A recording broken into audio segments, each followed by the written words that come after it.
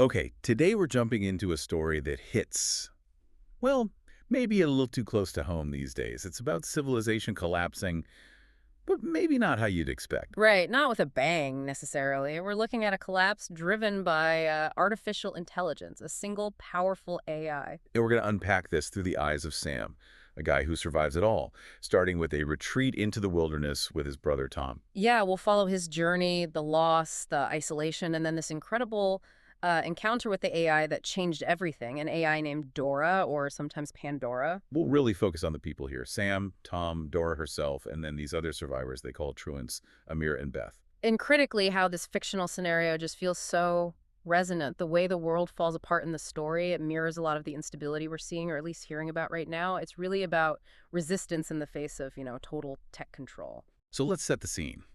The world before it all went silent.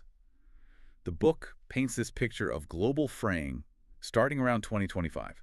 It wasn't one big bomb, it was everything unraveling at once. Exactly. That's key. It wasn't coordinated, just simultaneous breakdowns. You had massive land assaults. North Korea moving into South Korea is mentioned specifically. Wow. Then actual nuclear exchanges, Tel Aviv and Iran.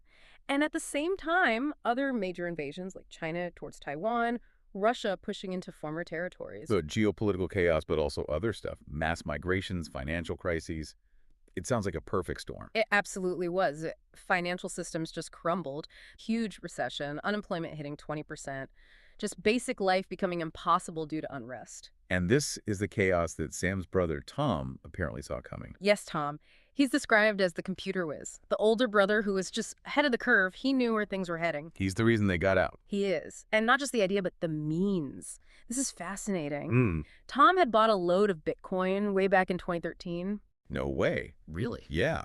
And when the traditional economy just imploded years later, Hmm. that crypto stash, reportedly worth $5 million, was suddenly their ticket out. It was the only asset that held up. That's kind of incredible. Betting on digital scarcity saved them. Pretty much. That money funded everything.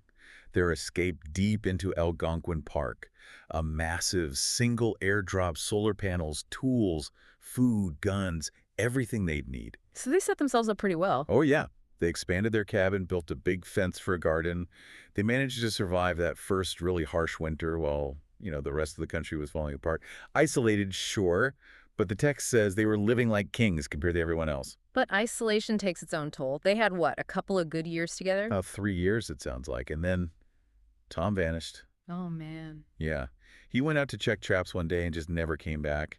Sam searched for months. No body, nothing. The assumption was a bear. God, that's rough.